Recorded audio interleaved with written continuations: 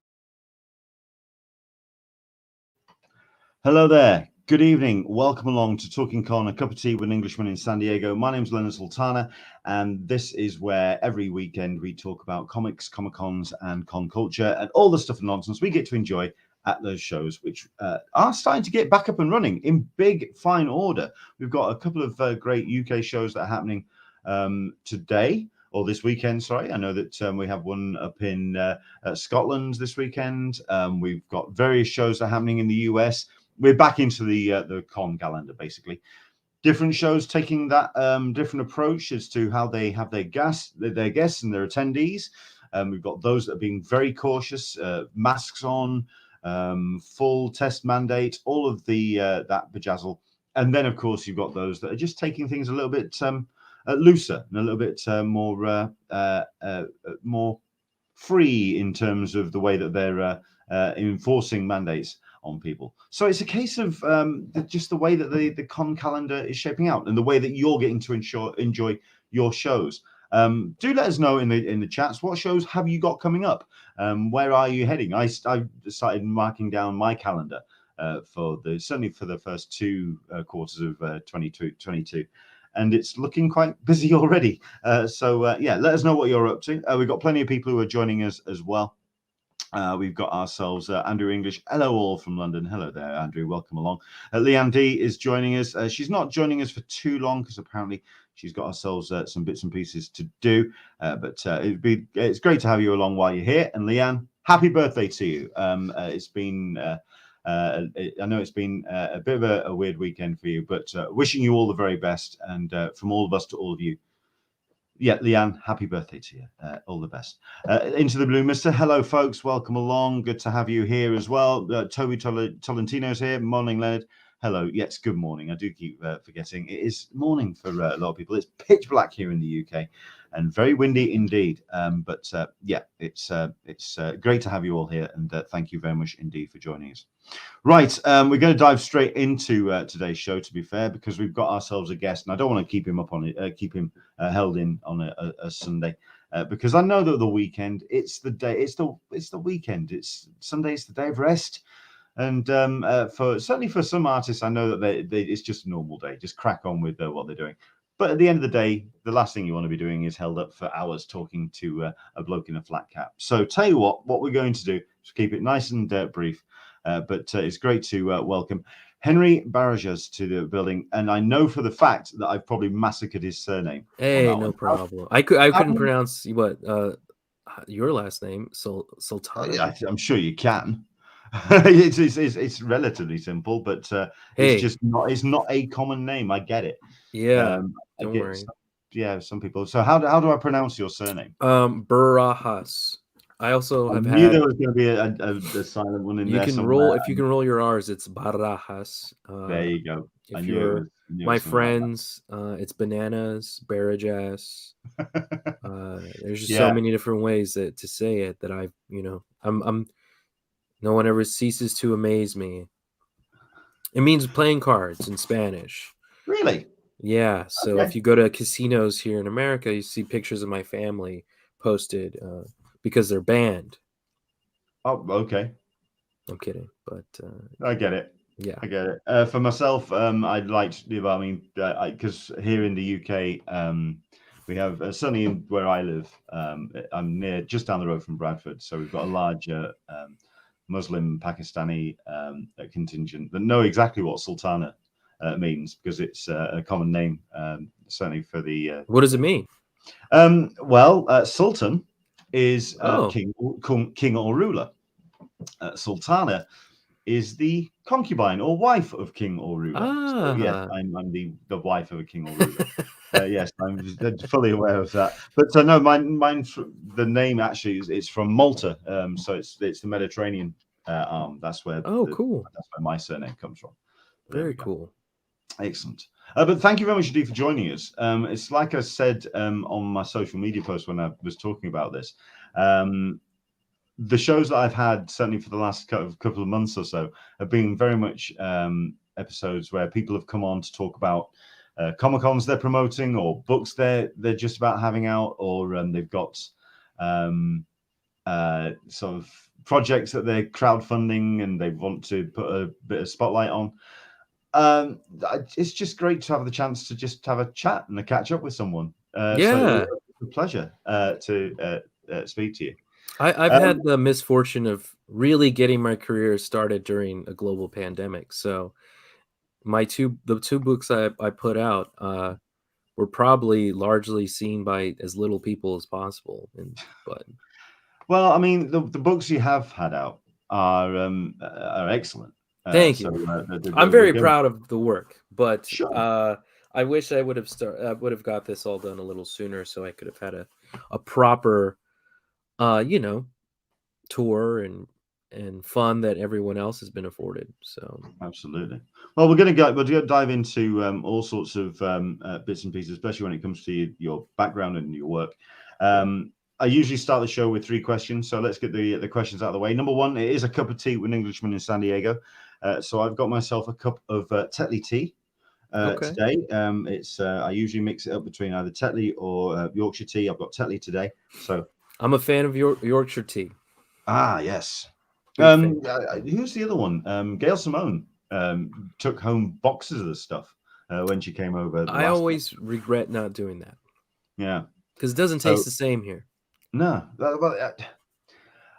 one of the merch items that I eventually will get sorted. I don't get me started on that, but anyway, I will get them sorted. It's a tea towel I want to get printed up, and it's the quote by Douglas Adams on how to correctly make a cup of tea.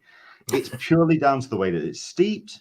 It's got to be boiling hot water, and it just the way that the American, certainly in restaurants and stuff, it's not the way. It's not the way at all. But no, it's a different brew entirely. But no, what's your brew of choice? What's your today? I'm drinking an espresso with oat milk. That's what I normally have. Yeah, that's it's nicely healthy of you, sir. I've started on the smoothies. I don't know who the hell this person is that I've become. It's freaking me out. Well, as you grow older, you gotta change the way you ingest your morning food. Yeah, I hear on that one. Well, in a cup by Becky Cloonan from Mystery. I'm just gonna say let's zoom in on that one. Bring that up and close. Oh, very pretty. Yeah, very D&D. Very cool. Nice. Shout out to Becky and Michael, who I got to spend so much time with at my last Thought Bubble appearance. Well, we're going to dive into Thought Bubble as well, because I'd really like to know what your take on the show that I'm excited to talk about it. Question number 2. Your first Comic-Con, or not someone the last week's show kind of misheard the question because they thought I meant San Diego Comic-Con, just cons in general, and not necessarily as a pro either, just as a fan perhaps. Interesting. Your first convention, can you remember what it was? Yeah, my first convention was Phoenix Comic-Con when it was in the Mesa Convention Center. Went there when I was like 17 or 18 years old with my mom, my sister. Morning, Michael. It was a pretty cool event where Jeff Loeb and Ed McGuinness were the like big names because Red Hulk just came out. Nice. And I went up to Jeff, who was my favorite writer for a long time because I was a huge Hush fan. And then that just kind of got me, I'd read Batman my whole life and watched the animated series my whole life, but I never like read Batman sequentially, like maybe like the Batman Dawn where he gets his back broken, Dark Knight. So I think that was where I mean I've been reading Batman pretty much for as long as I can remember, because I remember getting there's a 50th anniversary book, really thick, 30th anniversary book or something. It's one of these like a big thick paperback, sort of like a summary of Batman. Of just covers and stories and whatever. So it had Night of the Waiting Graves in there. It had first issue, that kind of thing, which was cool. Given to me by my parents. So I remember reading Batman sort of like throughout my childhood. But certainly when I got back into comics in my teens, it was that kind of it was the issues or the ones that were written by the screenwriter of the film. Is it John Hamm? No, not John. You mean Joel Schumacher? No. He directed it. I'm on about the original Batman '89. Oh, I'm not. Wow, That's gonna bugger me up. What's his name? It's something like, I think it's like Ham. Anyway, someone's going to jump into the comments. I'm sure someone will dive in. Google it for us, please. But he wrote it was a 3-issue arc, and it was the one where they broke his back, and it was the kind Mankiewicz? No. He wrote Superman. He wrote Superman the movie. Oh, what's his okay. name? Let's see. Anyway, but no, that's when Sam Ham. Oh, yeah, Sam Ham. There you go. Yeah, Into the Blue Mist, and Warren Scarron wrote the film. Yeah, but it was did Warren Scarron do the comic as well? But either way, yeah, I remember kind of being intrigued that they got the screenwriter of the film to come in and do the comic. No, that's when I come in, and I came in through Justice League International. Okay, which just celebrated its 30th anniversary. I know. Very, very exciting because I've got them all. Yeah, that's one book I've got all of them of. I'm a massive fan of that. Oh wow, that's an incredible collection. Oh, yeah. I saw that on Twitter. A lot of people, like, got rid of their whole run, like their whole collection, except for that. Yeah. I mean, the thing about Justice League International, which gets me every single time, is, I mean, yes, it's funny, and people do talk about it being the funny book, the funny comic. It's a lot darker than people remember. You reread it, and there's like the Gray Man stuff in there, and all the Middle East politics stuff, and you just it's a lot darker than people seem to give it credit for. But no, that's yeah, absolutely. And number 3, the question I ask is, when you haven't managed to get to shows, even as a pro or even just as a fan, you get the chance to meet your heroes. And there's always going to be one of those moments where the brain just takes a left, and you're running a little bit wobbly in the knees. You're meeting your heroes. Can you remember any kind of standout moments where you've kind of lost the plot in front of your heroes? I've had some like embarrassing moments. I accidentally called Terry Moore or Terry Dotson in the elevator once. Yeah, that would do it. That's one embarrassing moment. So I think I can attribute this to my Aquarius nature, where when it comes to like meeting people I really respect, I want to be more impressive than, like I want them to like know that I'm a sane human being and that I can keep my cool. So I'm very lucky that I got to meet I like Brian Michael Bendis had a class in Arizona at Atomic Comics, and that was a very memorable moment. And David Lapham, my favorite cartoonist, he did Stray Bullets and Young Liars. He did a signing, and I was buying original art from him. Hey, Liana, I bought original art, and I just pulled up a chair and sat down and was like, all right, I'm going to take as much time as I can, because I know this was the first signing in like 15 years, or like public signing in a while, where I didn't know if I'd ever get that chance again. So meeting Lapham at Atomic Comics is pretty memorable for me. Nice. That was like great names. Like 12 years ago. Yeah, and who I'm still in regular contact with, and did a cover for me for Helm Greycastle. So I'm very lucky. I'm just going to say, how many of those sort of heroes have now become friends? And yeah, I mean, I think like one of the things you learn in comics is not everyone's going to be your friend. And not a lot of times they don't match that enthusiasm you have. And I've listened to a lot of podcasts like such as yours and like Word Balloon, where I know a lot of personal details about these people, and I'm like, hey, how's your dog that had cancer last year? Like, and they're like, well, how do you know that? Why do you know that? And it's like, and you're just like, oh yeah, we're not as cool as I think we are, because this is a very one-sided relationship. Yeah.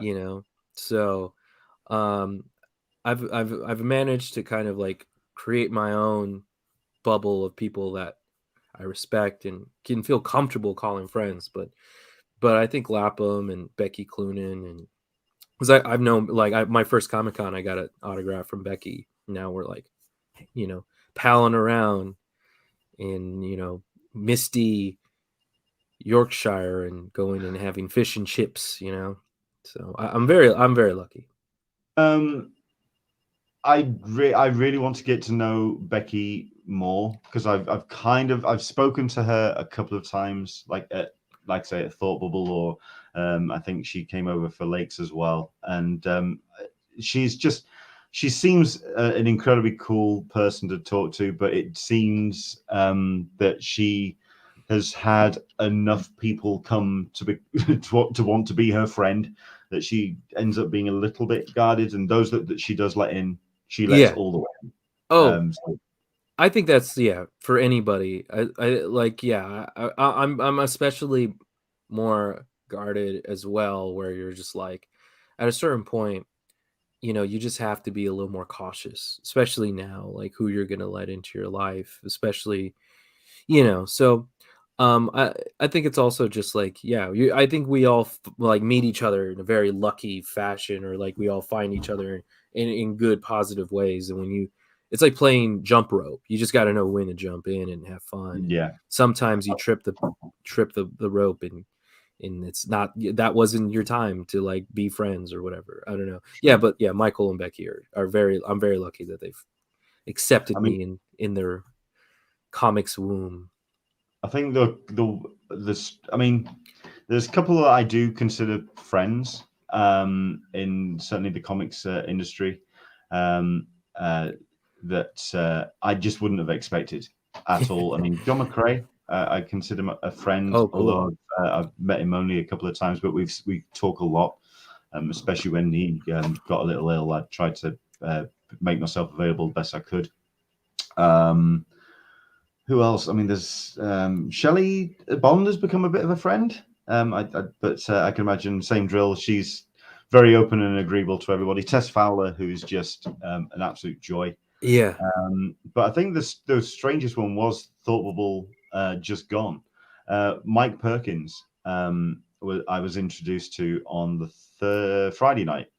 Oh, wow. And by Sunday evening, we have become blood brothers. I get this feeling that the next time we get the chance to meet up again, we're going to lose an evening. So I think that's going to be an interesting night. It's at Wales that he's coming to. So yeah, looking forward to catching up tonight. That's going to be cool.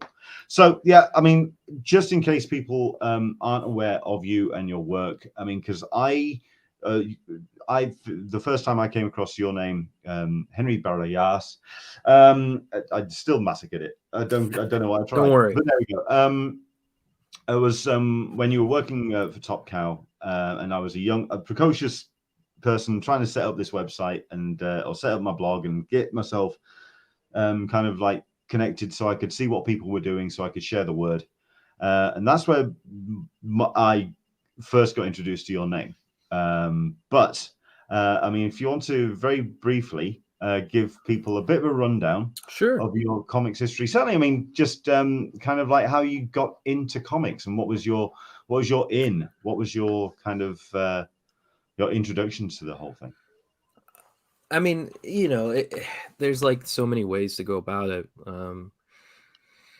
My local comic shop, Charlie's Comics, he gave me that pass to go to Phoenix Comic Con, and that's where I caught the bug, and learning more about the business from him and learning more about, I would spend 3 to 4 days a week at the comic shop and would just read, and he would give me like a complete run of Concrete and Swamp Thing and all these different books that were like, these are essential knowledge in your life as a comic book person, so I was very lucky that I had him in my life, and he gave me my first San Diego Comic-Con badge, and then there was the Tucson Comic-Con, and I just basically was told the curator and the founder that I'm working for you now, and I'm going to do everything I can to make this con as memorable as a show as Phoenix or San Diego. So I worked for him for like 3 years, I think, and then I was working for comicsbeat.com. Heidi McDonald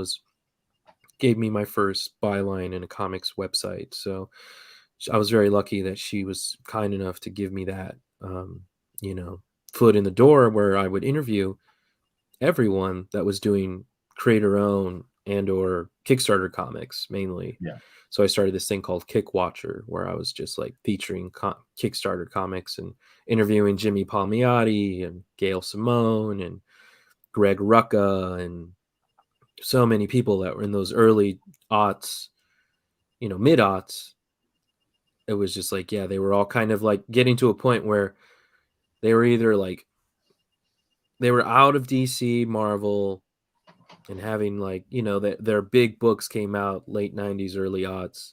So they were in this like middle period where no one was greenlighting their books, so they're just going to do it themselves. So that was a good opportunity to talk to them. And then I, you know, in between all this, I created my own comic called El Loco, Captain Unicorn. I was in the Unite and Take Over stories inspired by the Smiths graphic novel. Liana, and you know, and also like, you know, Liana's like into this kind of like stuff where I was making comics that were based on bands, and she just worked on the Joan Hart comic that came out recently or is coming out. And then I worked on the Pixies comic that came out, anthology through Spaz Dog from Sean DeMumbrum, who was a Phoenix retailer. And then I decided, you know, I started being journalism and was writing about comics. And then my great grandfather was on his like, you know, end of his life, and I wanted to write a biography about him. So I was writing his biography after I'd lost my job at the Tucson Weekly. I was an editor, the online editor there, and I was working with cartoonists like Keith Knight and Tom Tomorrow, and like, you know, printing their stuff on the websites and promoting their work. And it was pretty cool to be in that space. And then Congressman John Lewis, Andrew Aiken, and Nate Powell's March came out. And while I was working on my biography, I realized I can do this thing I'm writing about my great grandfather as a comic book. And I was like very inspired by that. So I kickstarted it while I was working at Top Cow Productions. I was the director of operations there. I worked there for 5 years. While I was working there, I was also managing a donut shop in Hollywood. Well, you're a busy boy. Yeah, and I wrote for Sci-Fi Wire at that time too, and then I put out Helm Greycastle, which is a Latinx. Thank you, Forbidden Planet, big supporter of my work. Shout out to them. And then I put out a comic called Helm Greycastle, which is a Latinx fantasy. The elevator pitch is, what if Mordor had a South Side? Like, what if all the brown people in this beautiful universe were just south of, you know, Saruman's eye, and they all went the wrong direction? You know, if they would have gone the other way, they would have met Aztec, you know, gods and warriors. So it's very inspired and through Tolkien and Dungeons and Dragons. I definitely see there's the Dungeons and Dragons vibe absolutely in the book. Thank you. I mean, Lana, like you say, is watching. Don't walk to your local comic book shop to buy Helm Greycastle. Absolutely. Yes, thank you. Were you writing? I'd known you as a writer as well. Obviously, for at the Beat, I think that's another area where I saw your work as well. But were you writing prose at that point, or writing comics at that point as well? I mean, when did that bug start? Well, I was writing. My first comic I wrote was El Loco when I was 18 years old. That was published back in like 2009, 2008. And then I did a graphic novel that no one will ever see the light of day, hopefully. And then I did the like short story stuff through like, you know, the anthologies, because that was the advice I would get, is do more anthologies and get better at that. And I did, and then I just became like a journalist and was writing a lot, and thankfully was cultivating an audience that way. So like I've brought people from my journalism days to Helm Greycastle with stuff they would never read, like, or even consider, just because I'm lucky that people, you know, keep in touch and want to hear what I have to say. So writing has always been something in my life, and I was very lucky that like I've always looked at making comics like I'm going to do it regardless. Like no one's ever going to give me permission to do this. Like Lovos de Mayo was, you know, kind of my statement in this industry, where this is like something, you know, I needed a story I needed to tell that was multifaceted, of like race relations, Native American history, you know, how we treat are Mexican migrants and stuff. So it was one of those things where, yeah, I try to put in a lot of things that I needed to say in this one graphic novel that was drawn by Jay Gonzo, edited by Claire Napier, lettered by Bernardo Bryce. So yeah, it's one of those things where, like, I've always been a comics writer. It's just a matter of time of when you find out, you know, because I you know, have to pay the bills, and that's, you know, big thing in my life is to, you know, and I'm very lucky that I work at Oni Press now, and I get to, you know, work in publishing and in different ways. That's the thing that's always impressed me about yourself, is that you do have your fingers in so many pies, and you've always kept your ear to the ground in so many different facets of the business and of the industry, and that definitely shows that real love for comics as an art form. And it's like I said in my introduction when I typed it for the down in the description below, is that you do see comics as not a means to an end, as in you are not writing something for another medium. Oh, I can't write a screenplay. I have to write a comic to kind of like pitch it, as it were. The comic is the end game. It's the art form itself that absolutely drives forward. What were the kind of writers then that caught your attention when you were young? Which were the ones that inspired you the most? You know, I grew up reading a lot of, you know, comics, and I was a big Grant Morrison fan. I was very lucky to have grown up also with the internet, so I was able to keep in contact with like Karen Gillan and Jamie McKelvey when they were putting out Phonogram, and Kelly Sue DeConnick when, you know, Bitch Planet was coming out, and got to meet them at the Eisners. And yeah, David Lapham, again, huge influence on my work as far as how I approach the page. But yeah, the comic, like, yeah, these stories I'm telling are for comics. They're, yeah, I don't think they'll ever become anything outside of that, but I'm not stupid. You know, I hope there's an adaptation or some optioning, but I'm not gonna, that's not what makes me happy, because, you know, I don't want to, Yeah, I don't, you know what I mean? So that's, yeah. So yeah, like those folks, Kyle Baker's work was such a huge influence on me. As far as like prose, I was just like, you know, really into journalism. So a lot of my local journalists, David Fitzsimmons is the editorial cartoonist at the Arizona Daily Star, who I've known since I was a child and got to work alongside with. He's someone who's, I've always respected his, like, the ability to just like not give a shit and just publish whatever he wants and piss off everyone he wants. And I always kind of like loved that about him.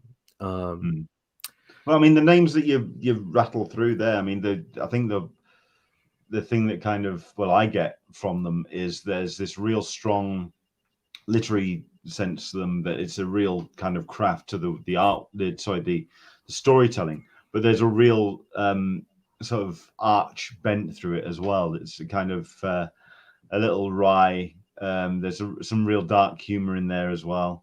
Oh yeah, yeah.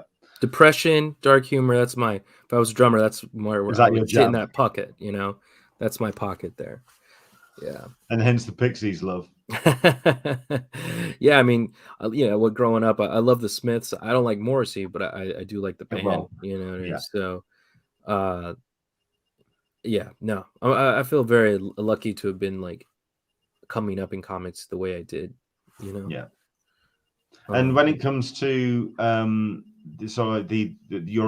your approach to the industry, and the way that you have, like you say, you work for Omni now, and you've worked for Top Cow, but you've also had that journalistic side of working for the Comic Beat. So you've also seen it from almost the macroscope from the outside as well. What was the feeling then when you kind of went and worked for the man, as it were? Leonard, are you here to insult me? What's kind Not at all. of no, you're right.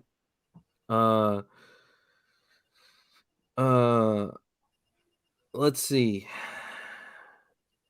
It's funny, like people will look at Helm Greycastle and Livestreamed and see the image eye on it, and they'll say, "That's not an indie book."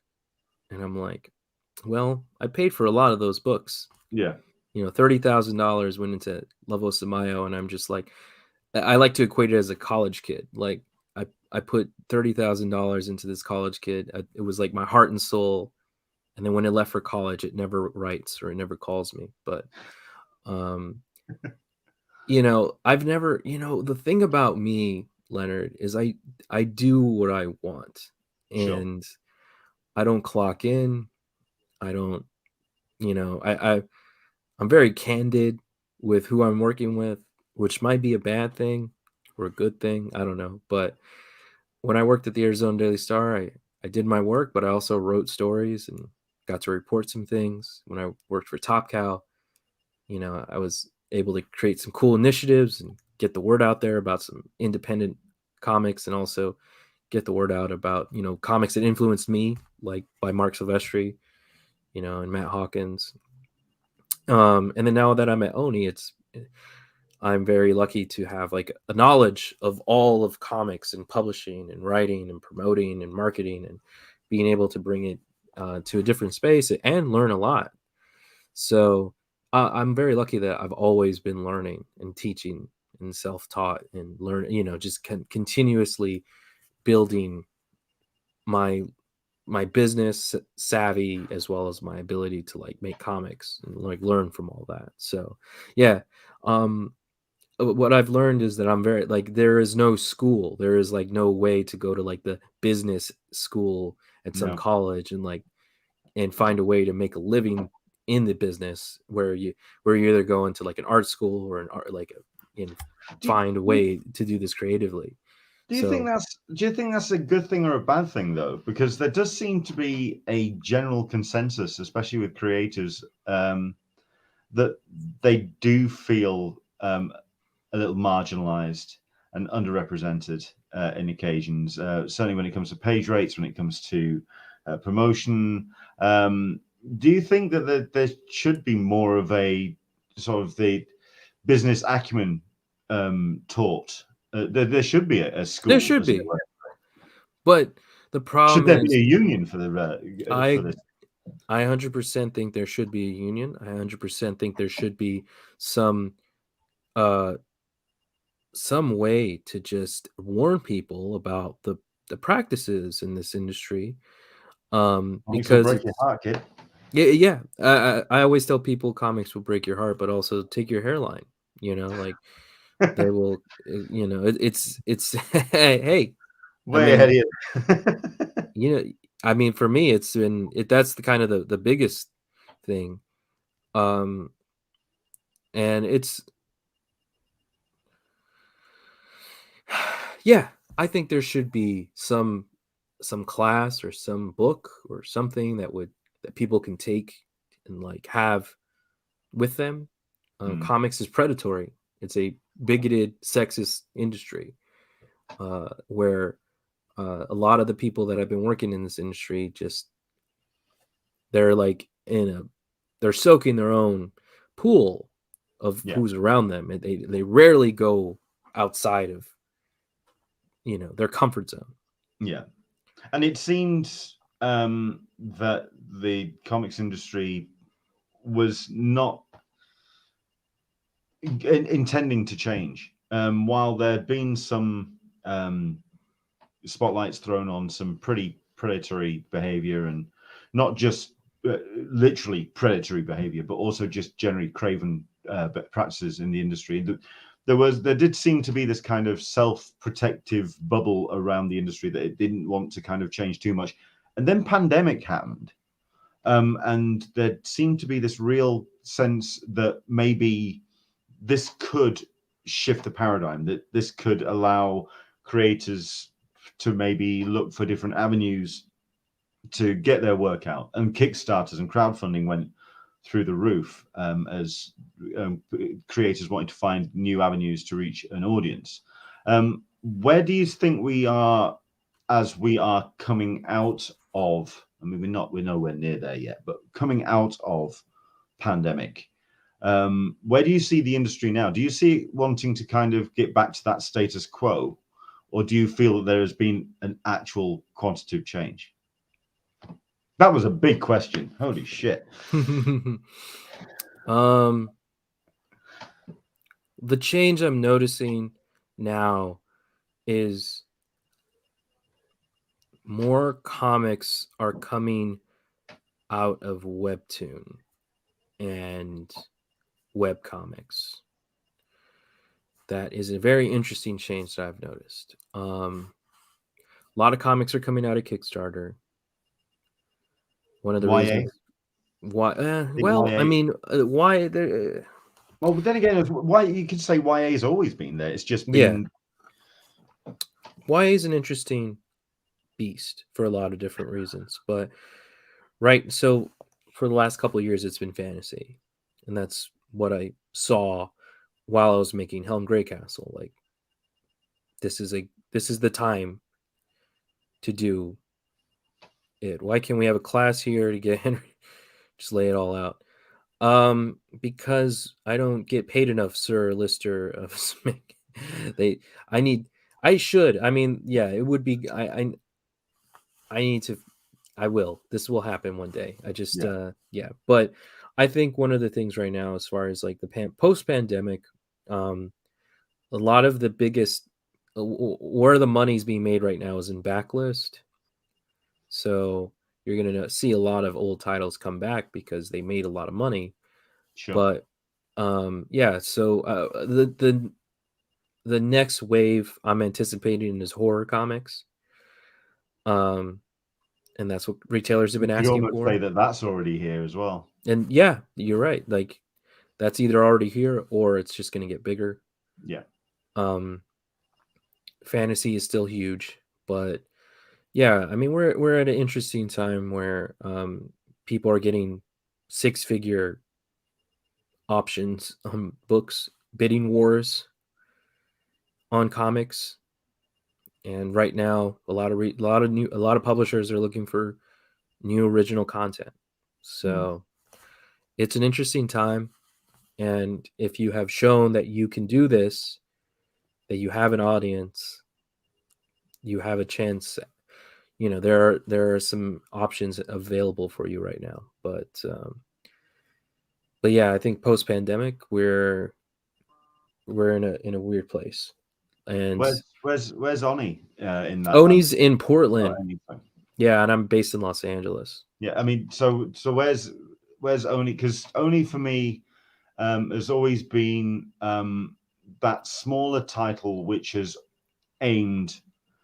punched above its weight, punched above its weight.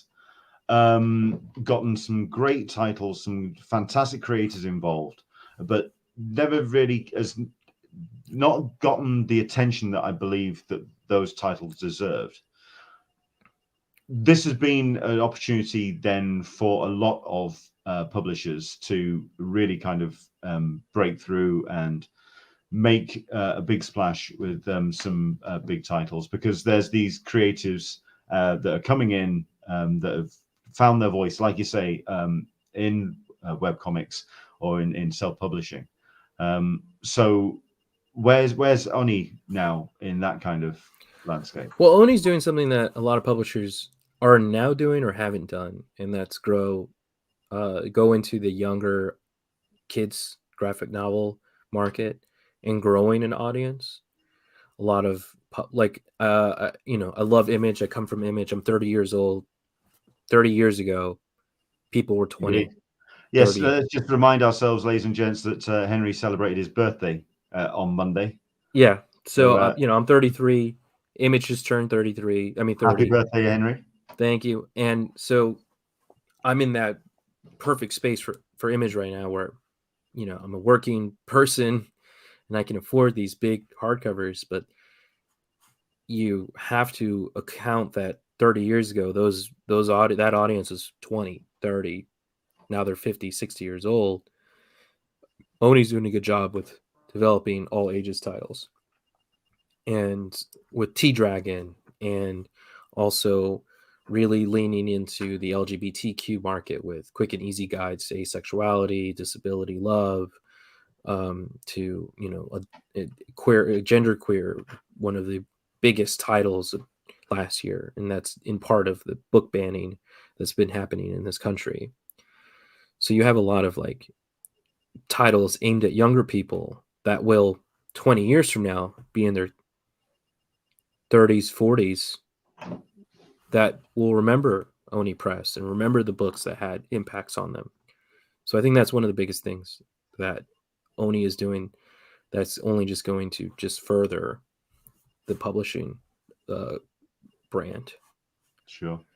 Liana's got a comment here, a couple of comments actually. I think YA's requirements have changed for the better and continue to change. I hope that it's a more widely distributed in book market and library free access to readers. This is something that I've been hammering on about for a while, and I'm desperately hoping that I'm going to be able to do something. I'm wanting to do something after Comic-Con about library drive, and certainly here in the UK, because there's been so much talk about getting comics and graphic novels back into libraries, and it just doesn't seem to kind of get any traction, and love to try and do something about that. And it also says as well, also horror comics. Yeah, True Cult, if you're watching, please pick up True Cult by Liana Kangas, who's Liana's done something incredible. She has created a lot of goodwill within the industry and has been drawing like Star Wars and has been featuring a lot of people. And I have a lot of respect for her work ethic and her just overall personality in the industry, because we need more people like that. But to her point about libraries, yeah, I mean, I have been a library evangelist, and that's what really helped La Voz de Mayo stand out, was the library and educational spaces. And yeah, New York, LA, Tucson, there's a lot of different markets right now that are implementing La Voz de Mayo into their curriculum. So I'm very lucky that, you know, hopefully, as long as there's education and the fascists don't totally take over, kids will be learning about my great grandfather well after I'm, you know, worm food. Fair enough. That makes sense. How did the books go down at Thought Bubble then when you came over to Harrogate? You talked about the misty hills of Yorkshire. It really bothers me how much I like going there. It was just very wet. I love it. So Traveling Man, as some people may not know, Traveling Man is a comic book retailer that has multiple locations in England, and I had some amazing retailer comic book sellers that just push this book in so many different ways. And I was very lucky that when I came, so the first time I came, I only had La Voz de Mayo, and the second time I came, I only had then I had Helm Greycastle, the trade paperback came out, and Traveling Man did such a good job that I was selling more books than I was signing more books than selling. So Gemma at Traveling Man was like very huge like a supporter of Helm Greycastle. So when I got there, I was signing books, which was amazing. And there's another retailer called Nash Comics. They bought the books and brought them for me, so I didn't have to carry them through customs and lie about why I was going there. So I was very lucky that I had two retailers really push the book. And people out there love fantasy. Like, that's the thing about the UK, where like you say fantasy, they have a high bar. Like, it better be good, because that's all they read. You know, so when I mix in Mesoamerican history, it's intriguing for them. Or they don't care. There's like, no, they literally got someone told me, not my cup of tea, I'm afraid. You know, it's just like, That's fine. But no, the This people is that what happens when you've got an entire generation that's been brought up on Dandy Beano and 2000 AD. Getting outside of that, not only that, but also being raised on those books in a very grey and grim 1970s, early 1980s. So yeah, we kind of we've got bottled ourselves in a little bit, and that's why I find the comics reading, certainly here in the UK, very interesting, because it's either people just slightly under my age going in and sort of buying the DCs and the Marvels and the Images, and sort of like being very sort of passionate about their pull list and kind of focusing on that, or you've got your kids who are reading the Phoenix, and kind of that's your next generation. That's that's the crew coming up, and it's great. But getting I really want to see more experimentation here in the UK. We had a couple of new publishers that were teased that they were going to be coming through here in the UK, and I think there's one that's only just managing to get a book out now, and while we've got all this amazing talent here in the UK, there doesn't seem to be much home for it at the moment, and it's only self-publishing and indie comics that they're able to thrive. That's what I respect about Thought Bubble, was a lot of people there self-published their own work with like zero ambition to be, or not ambition, but like like here in the States, people are making, like you said earlier, are making comics to be a movie or a TV show or to get picked up by Image. Yeah. But out there, I bought so many comics and met so many people that make comics there that just make comics. And you're just like, this is incredible. And that's, I think, one of the biggest charms of the show, is that it is a 1,000% true comic books convention. Yeah. What was your take on Thought Bubble this time around? Like, it was the first one back after their digital version. There were all the restrictions, obviously.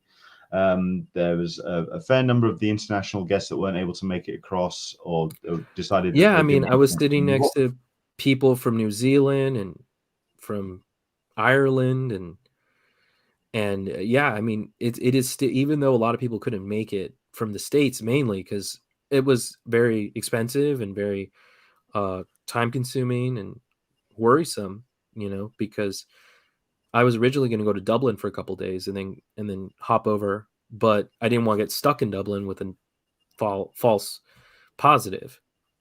So if I was going to get stuck somewhere, I wanted to be stuck in Harrogate. Probably stay at the Harrogate Museum, because I had such a great time there, and they were very lovely people and were so accommodating. Yeah. But yeah, people who've watched this show enough or watched this podcast know my thoughts on Harrogate.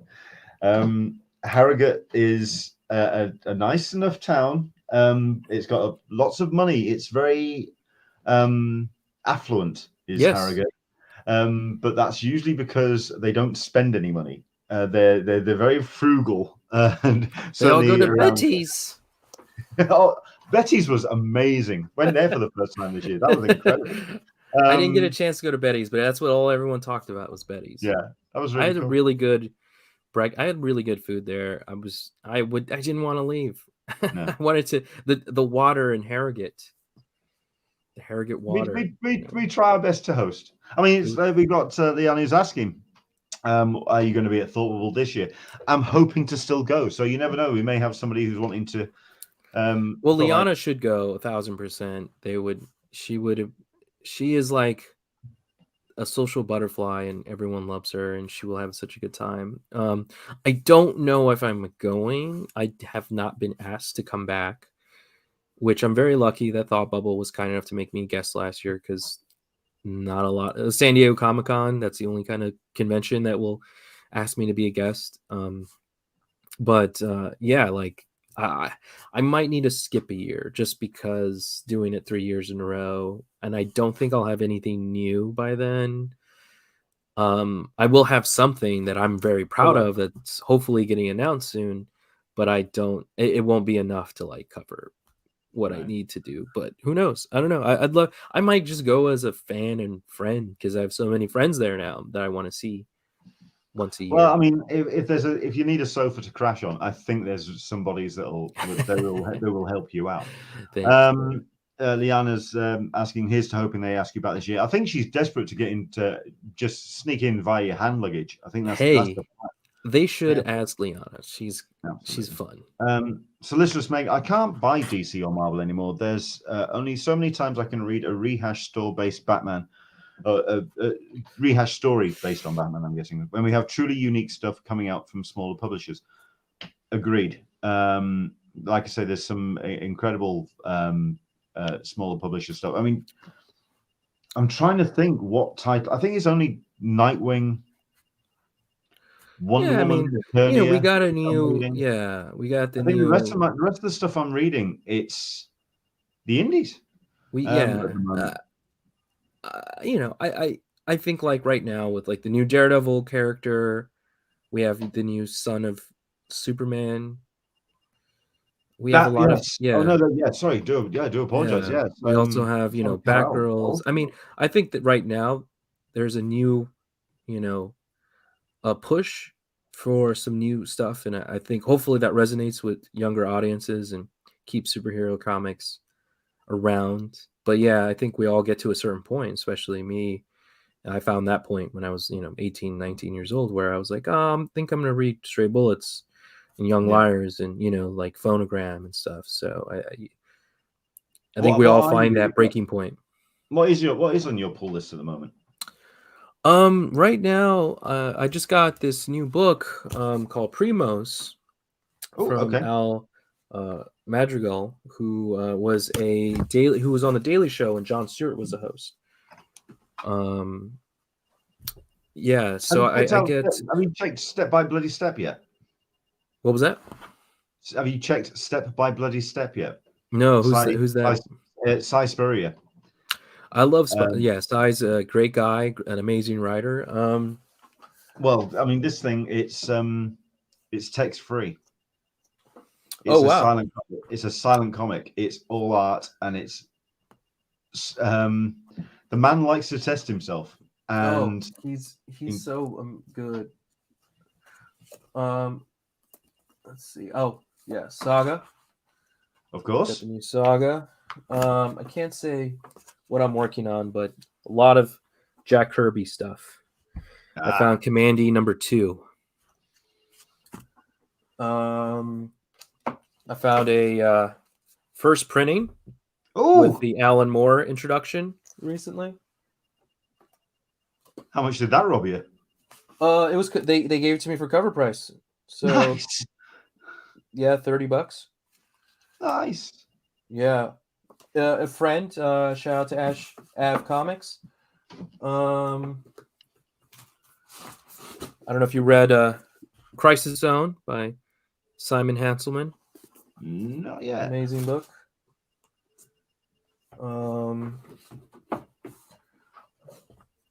The Hopeless Savages. Oh, yes. Awesome. And a lot of my reading has been research for my next project. Fair enough. Well, we'll quickly touch on that. I mean, we don't need to reveal too much, but let's have a cut into that. Into the Blue Mist. Some of my favorite comics were brought from Indie Comics at Thought Bubble. Trumpet by Amy and Oliver Murrell. Check it out. We'll have to write that down and have a look for that. Dan Berry, new Sandman Universe book from Tynan. Soon has me excited. Yes. Yeah, I mean, Department of Truth was really good. I don't know if anyone caught that. What else am I reading at the moment? Swamp Thing, Green Hell. That is a hell of a thing. That's something I got into. Into the Blue Mister, new Rocketeer, the Great Race series coming out soon, which I'm really looking forward to. It's the Rocketeer. Yeah, you've got me. You've got me. There you go. And I hate to say it because it's a taboo phrase nowadays, but you're paying them in exposure. I think maybe my appearance at Thought Bubble, probably. Yeah, maybe. Yes. Well, I mean, we'll let you get. This has gone way over the time we allocated, so we'll make it really, really quick at the back end and just say, yeah. Is there anything you can talk about? What's coming down the line for you in 2022? I mean, what shows are you attending? Are you So I was supposed to be a guest. Are you getting out the house? What's going on? Yeah, I'm a cyclist, so I did 200. I rode my bike 200 miles last month, over Nice. 200 miles. So I get out of the house pretty often. San Diego Comic Con, I was supposed to be a guest in 2020, but that got pushed to now. So hopefully Omicron doesn't turn into Omegatron and mess that up for me. So I'm going to be at San Diego. That's the only show. Oh, I'm doing Tucson Festival of Books in my hometown. One of the top 10 book festivals in the country. So excited to go home and do some. I'm going to do a school talk. Yeah, I got a free comic book day event I'm going to do for Collector's Paradise. They do a whole month-long event for that. So yeah, you'll hear more about what I'm going to be doing once the one thing that I've done that I'm really excited about is finally announced, and then I'll be happy to come back on and talk more about it. Yeah, absolutely. What's the timetable on that? When you think that's? I'm hoping it comes out in July. Okay. That's the end of this month. It should be announced. Cool. Well, I mean, the plan is I'm heading to San Diego. We'll get burritos. So, well, I mean, that's the thing. I mean, I've been talking to Caroline about this because we've saved up. So we're planning on going. So the option is, if they cancel, to basically skip the year and come in 2023 and save the cash and really have a blowout. And right. Do the whole penthouse thing, or just come out and see friends. And you know what? I have no problem with doing that for 3 weeks. Doing just sort of like catching up with everyone. We'll round up some comics folks and make it worth your I guarantee trip. There's some who still will head to San Diego. Yeah, absolutely. Absolutely. Well, I hope it happens. Yeah. Well, I'll tell you what. Yeah, we've gone way over the time that we talked about, so we'll let you get off. I had a Henry, good time. A pleasure talking to you. And like I say, it's been good to just kind of like have a chat and just talk. I mean, the comment that I had a little bit earlier on, Solicitress Meg saying, it's a good interview when no one is talking in the chat for a long while because everyone's listening to in a listening trance. So there was this good. I'm glad that's very kind of you, and thanks for everyone for listening and watching. Leonard, I'm glad we got to do this because it's been a long time coming. Absolutely. Mate, thank you very much indeed for coming on and chatting with us. Like I say, we'd love to have you back on when the new project's announced. We'd love to find out more. I'm a huge fan of Helm Greycastle, so looking forward to, I know the trade's out, but looking forward to, hopefully there's going to be some more of that on the way. I hope so. Yeah, fingers crossed on that one. Where can people find out more about what you're up to? We were talking about this right at the top of the show. We talked about Facebook and that thing. So Facebook is pretty important for my day job. So I have to talk to comic book retailers and stuff. So I'm there, but I've really turned that more I've really turned that more personal. So a lot of my posts are for friends. But Twitter, I'm on, and Instagram, I'm always posting stories and I was on NPR recently, National Public Radio, so nice. I have a really cool interview that aired. That's all on my bio link, so you can find where you can buy my books through Amazon, Forbidden Planet, anywhere that you get comics, you can buy my work or library. So thank you so much for paying attention and listening, and hope to see you all soon. Absolutely. Henry, it's been a pleasure. Take care and enjoy the rest of your weekend, sir. Yeah, you too. All right, mate. Look after yourself. Bye-bye. Excellent. Thank you very much indeed to Henry for coming on and joining us. Yeah, check out his social media feeds, especially for his upcoming projects. That sounds really cool. We've shown it up on the screen as well. If you haven't checked out Helm Greycastle, do it because it's a hell of a book. And it's something that I've been championing for a while. Really well worth checking that out. Right. I think that's pretty much us for the show. Like I said, try and keep it to an hour. We kind of just shot the shit there for a bit, and it was good. We covered a lot, and we got into all sorts of stuff. Got into the weeds. It's good. I have no problem with that. I hope you enjoyed today's show, and we've got ourselves Toby. Just come out here, Leonard. Just listen. I'm missing my friends in San Diego. I really am. So looking forward to hopefully coming out in San Diego. We've got somebody who did mention something a little bit earlier, so I'll very quickly touch on it because somebody's asked the question, what is happening with WonderCon? I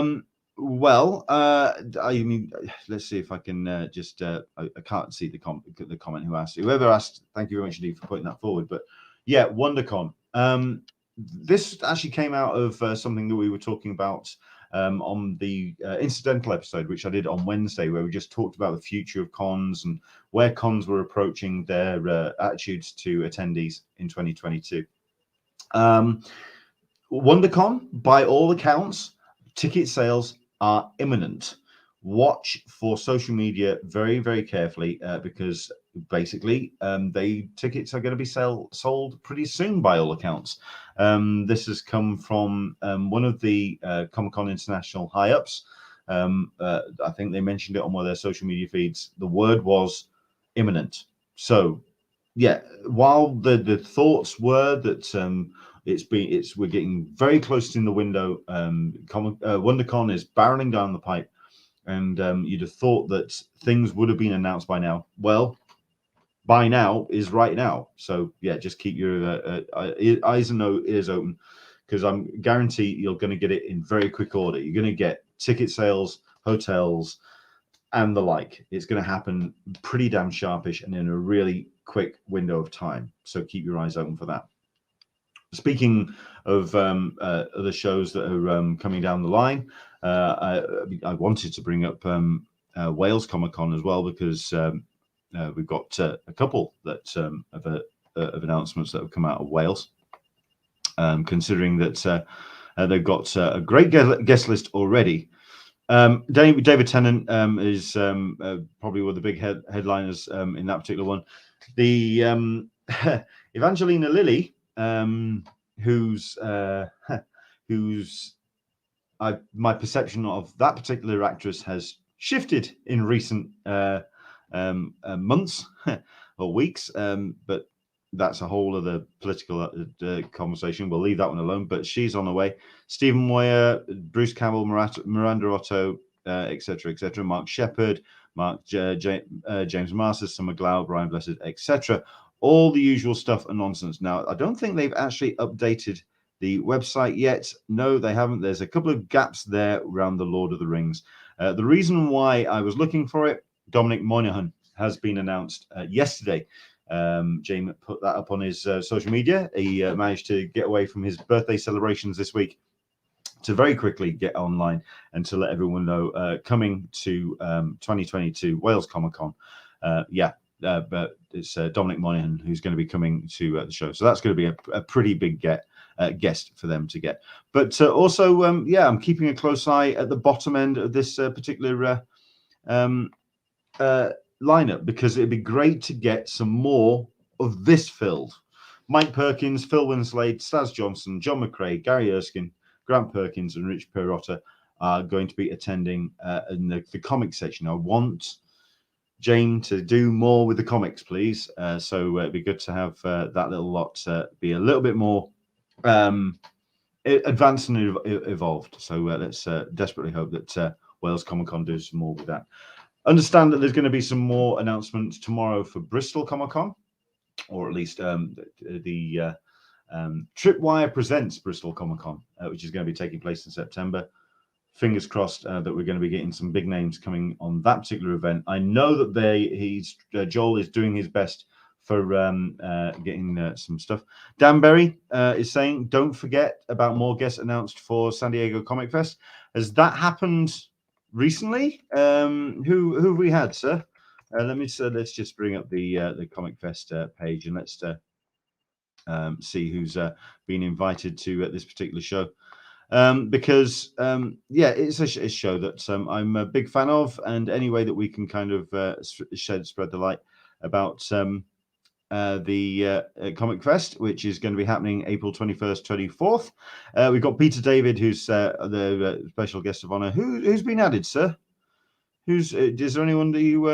There's other names that we were talking about when we had him on before, when we had Matt on the show. So who's new? Who's been announced? Dan, you're gonna have to let me know. Let's have a look. Michael P is saying that my member ID is still not available today. Yes, it's like I say, when I think this happens, it's going to happen sharpish. Yeah, and I think at the end of the day, it's a case of WonderCon people are paying attention to, because if WonderCon happens, that's when it happens. And it's going to happen fast. Danbury, scroll to the bottom, he says. Okay, let's go to the bottom. Okay. This is on San Diego Comic Fest. We've got those the likes of Dustin Nugent, who's done some incredible work, including Descender and Batman for the last couple of years, 20 years or so. Trina Robbins is going. Phil Ye's going. I think that's all the new. Is it Steve Lealoa? Is that who you're talking about? Possibly. There we go. Do head to San Diego comicfest.com .org, sorry, sdcomicfest.org and for more information about their special guests. So there we go. Right, like I say, it's a case of keeping your eyes open. We will do our best to spread the word far and wide about WonderCon if and when we get word coming out. But like I say, apparently it's happening imminently. So keep your eyes on your inbox. Make sure that your CCI is added to your safe senders list, because by all accounts, it's going to happen imminently. Fingers crossed. If you're heading. And like I say, I know that we've got a couple of people here that may be attending to us. So hopefully, just like we had for San Diego Comic-Con Special Edition, we'll have a bit of a live report from WonderCon, because, yeah, what CCI have got as a struggle to get the momentum back after pandemic. At the end of the day, they're a non-profit, and the war chest has been really hit hard. With not having the ability to put on a show for the last couple of years. So now it's a case of they've got to get bodies through the door.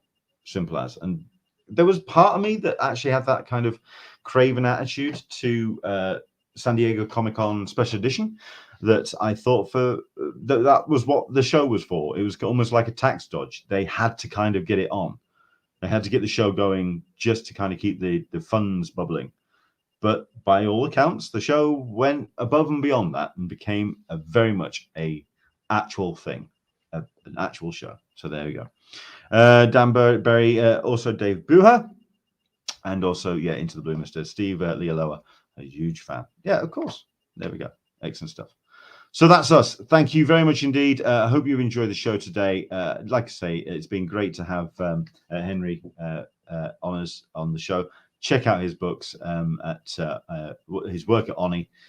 Check out his books on Image with Helm Greycastle, and yeah, just do what you can to catch up with everything that he does, because it really is something very special when he puts a book out. So there we go. And it was great to see him in Harrogate as well, and hopefully we'll see him in San Diego as well. In San Diego, and also see him in Harrogate when when Thought will finally decide to give us some dates for 2022. That would be nice.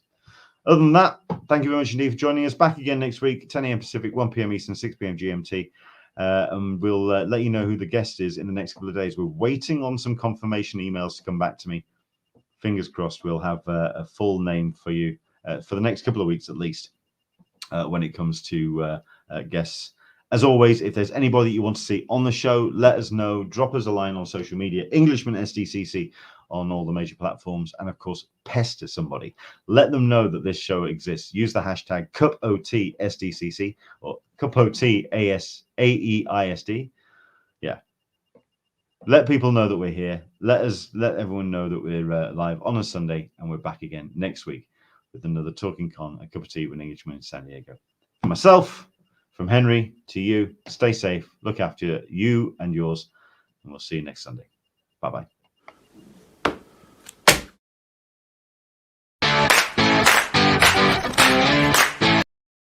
Wrong one.